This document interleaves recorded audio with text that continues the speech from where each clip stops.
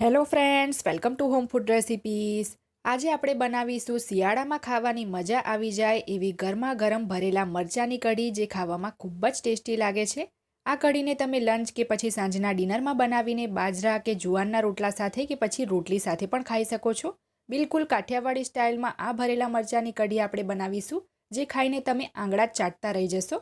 તો ચલો પરફેક્ટ માપ સાથે આ ભરેલા મરચાંની કઢી કેવી રીતે બનાવવી એ જોઈ લઈએ. સૌથી પહેલાં આપણે ગેસ ઉપર એક નાનું પેન ગરમ કરવા મૂકીશું. એમાં આપણે 2 ટેબલસ્પૂન જેટલું તેલ ઉમેરીશું. તેલ ગરમ થાય એટલે આપણે એમાં અડધો કપ એટલે કે ગ્રામમાં 55 ગ્રામ જેટલો બેસન ઉમેરીશું. 50થી 55 ગ્રામ જેટલું આ લગભગ બેસન છે. હવે આ બેસનને સતત હલાવતા રહીને ધીમા તાપે થોડો કલર બદલાય નહીં અને એમાંથી સરસ સુગંધ આવે નહીં ત્યાં સુધી આપણે શેકવાનો છે. તો વચ્ચે વચ્ચે બેસનની જે ગાંઠ દેખાય છે એને પણ આપણે આ રીતે ચમચાથી તોડતા જશું અને શેકતા જશું. તેલ ભલે ઓછું લાગે તો પણ કોઈ વાંધો નથી, બીજું તેલ નથી ઉમેરવાનું.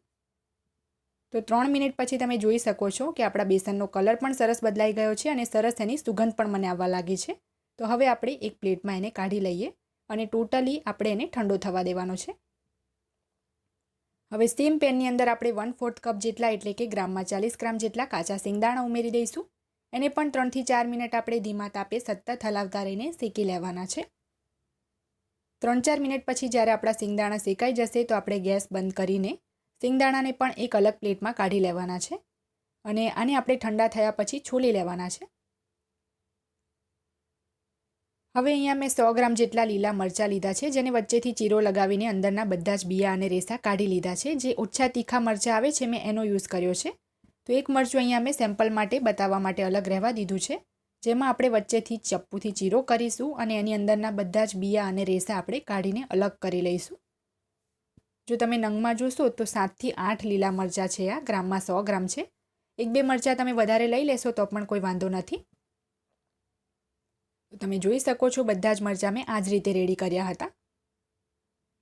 હવે આપણે એક નાનું મિક્સર જાર લઈ લઈશું. એની અંદર જે સિંગદાણા શેક્યા હતા એ મેં છોલી લીધા છે, એ ઉમેર્યા છે.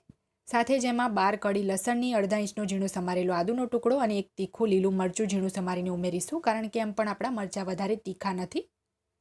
અડધી ચમચી આપણે એમાં હળદર ઉમેરી દઈએ. 1 ચમચી આપણે કાશ્મીરી લાલ મરચું ઉમેરીશું. 1 ચમચી જેટલું ધાણા જીરું પાવડર ઉમેરીશું. 1 ચમચી જેટલો ગોળ ઉમેરીશું. હવે આ બધું જ આપણે અધકચરું પીસી લેવાનું છે. તો અહીંયા બધું જ મેં થોડું અધકચરું રહે એ રીતે પીસી લીધું છે. એકદમ બારીક એની સ્મૂથ પેસ્ટ નથી બનાવી દેવાની. આપણે જે બેસન શેક્યો હતો એ પણ સરસ ઠંડો થઈ ગયો છે, પણ તમે જોઈ શકો છો એકદમ નાની નાની એમાં ગાંઠ દેખાય છે. તો પહેલાં આ જે ગાંઠ છે એને આપણે થોડું આ રીતે મસળીને તોડી લેવાની છે. તો આ રીતે સરસ બેસનમાંથી ગાંઠ નીકળી જાય એટલે આપણે જે મસાલો પીસ્યો હતો મિક્સરમાં એ બધો જ એમાં એડ કરી દેવાનો છે. આ મસાલો પીસતી વખતે મેં મીઠું નહોતું ઉમેર્યું એટલે હું અત્યારે મીઠું એડ કરીશ. તમે ચાહો તો પીસતી વખતે પણ મીઠું એડ કરી દેશો તો પણ ચાલશે. અડધી ચમચી આની અંદર હું મીઠું એડ કરું છું. હવે આપણે એમાં તેલ ઉમેરીશું. તો મેં અહીંયા 2 ચમચી તેલ લીધું છે, એમાંથી અત્યારે 1 ચમચી જ તેલ એડ કરીને પહેલાં મિક્સ કરીને જોઈ લઈએ. મસાલો લૂઝ પણ ના થઈ જવો જોઈએ. તો થોડો મસાલો હજી પણ મને સૂકો લાગે છે, તો બાકીનું પણ 1 ચમચી તેલ આપણે એમાં એડ કરી દઈએ. હવે ફરીથી આને બરાબર આપણે મિક્સ કરી લેવાનું છે. તો તમે જોઈ શકો છો આપણો મરચાંમાં સ્ટફ કરવાનો મસાલો બનીને તૈયાર છે. તમે આમાં ઝીણા સમારેલા લીલા ધાણા પણ એડ કરી શકો છો. હવે આપણે જે લીલા મરચાં કટ કરીને રાખ્યા હતા એની આપણે દબાવીને આ રીતે એની અંદર મસાલો ભરી લઈશું. આ જ મસાલાને તમે કારેલા, ભીંડા, રીંગણ, કાંદા કે બટાકો કોઈ પણ વસ્તુ સ્ટફ કરવામાં યુઝ કરી શકો છો. અને બધા જ મરચાં સ્ટફ કરી લીધા પછી જે 2-3 ટેબલસ્પૂન જેટલો મસાલો વધ્યો છે એ મસાલાને તમારે ફેંકવાનો નથી. તમે કોઈ પણ સબ્જીમાં એને એડ કરી દેશો તો એનો સ્વાદ બમણો થઈ જશે. હવે આપણે કઢી માટે એક બાઉલમાં 1.5 કપ જેટલું મીડિયમ ખાટું દહીં ઉમેરી દઈશું. ટોટલ આપણે અહીંયા 300 ગ્રામ જેટલું એમાં દહીં લેવાનું છે. અને કઢી માટેનું દહીં એકદમ મોડું પણ સારું નહીં લાગે, મીડિયમ ખાટું તો એ હોવું જ જોઈએ, તો જ કઢીનો સ્વાદ સારો આવશે. હવે એમાં 2 કપ જેટલું આપણે 500 ml જેટલું પાણી એડ કરી દઈએ. અહીંયા જે મેઝરિંગ કપ છે એ મારા 250 ml વાળા છે, એટલે આપણે 500 ml જેટલું અડધો લીટર એમાં પાણી એડ કર્યું છે. હવે વિસ્કરથી આપણે એને ફેંટી લેવાનું છે. તો આ સ્ટેજ ઉપર જ એમાં આપણે 2 ટેબલસ્પૂન જેટલો ચાળેલો બેસન એડ કરી દઈએ. બેસન અહીંયા મેં ચાળીને લીધો છે એટલે એની ગાંઠ નહીં પડે. જો તમે ચાળિયા વગરનું બેસન લેતા હોય તો પહેલાં દહીંમાં જ તમારે વિસ્કરથી મિક્સ કરી લેવાનું છે, પછી જ પાણી ઉમેરવાનું છે. તો સરસ આપણે વિસ્કરથી બેસન જે છે એને દહીંની અંદર પાણીની અંદર મિક્સ કરી લઈએ આ રીતે ફેંટીને. તો તમે જોઈ શકો છો બેસન અહીંયા એકદમ સરસ મિક્સ થઈ ગયો છે. બિલકુલ પણ દહીં કે બેસનની એમાં ગાંઠ નથી. તો મિશ્રણ જે છે આ રીતે એકદમ સ્મૂધ હોવું જોઈએ, બિલકુલ પણ એમાં ગાંઠ ના રહેવી જોઈએ.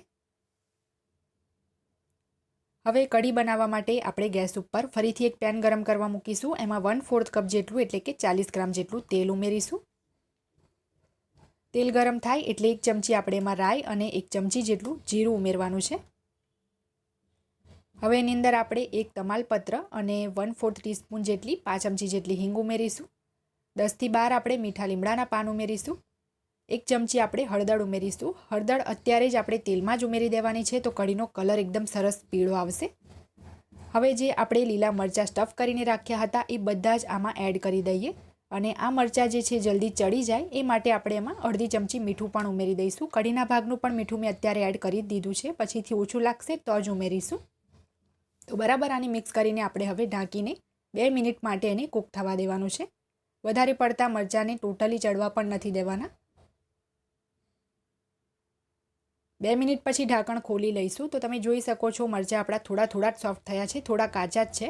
તો આ સ્ટેજ ઉપર જ આપણે આની અંદર જે કઢીવાળું મિશ્રણ આપણે ફેંટીને રાખ્યું હતું એ બધું જ એડ કરી દઈએ. અહીંયા જે આ કઢી છે મેં 3 થી 4 વ્યક્તિના હિસાબથી બનાવી છે. બરાબર એને મિક્સ કરીને એકવાર ચાખી લેવાનું છે. જો મીઠું ઓછું લાગે તો તમે એડ કરી શકો છો. તો મીઠું મને પણ ઓછું લાગ્યું એટલે 5 ચમચી મીઠું હું આમાં બીજું એડ કરું છું. અને હળદર ભલે તમને અત્યારે ઓછી લાગે તો પણ એડ નથી કરવાની. હળદર જે છે એનો કલર અસલી કલર જ્યારે કઢી જેમ જેમ ઉકળશે એમ જ આવશે. તો હવે આપણે આને 5 મિનિટ ઉકળવા દઈએ. 5 થી 6 મિનિટ પછી આપણી કઢી સરસ ઉકળીને ગાળી થઈ ગઈ છે, તમે જોઈ શકો છો. બિલકુલ પણ બેસનની જે કચાશ છે એ એમાં ના રહેવી જોઈએ. તો હવે છેલ્લે એની અંદર આપણે 1 ચમચી જેટલો ગોળ ઉમેરી દઈશું અને થોડા આપણે ઝીણા સમારેલા લીલા ધાણા ઉમેરી દઈએ. ગેસની ફ્લેમ બંધ કરી દેવાની છે હવે. તો હવે આપણે આ ગરમા ગરમ મરચાંની કઢીને સર્વ કરી લઈએ.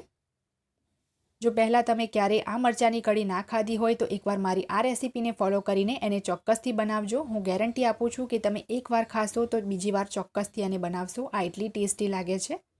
અને અહીંયા આ મરચાંને આપણે સ્ટફ કરીને કઢી બનાવી છે. તમે સ્ટફ કર્યા વગર પણ આ કઢી બનાવી શકો છો.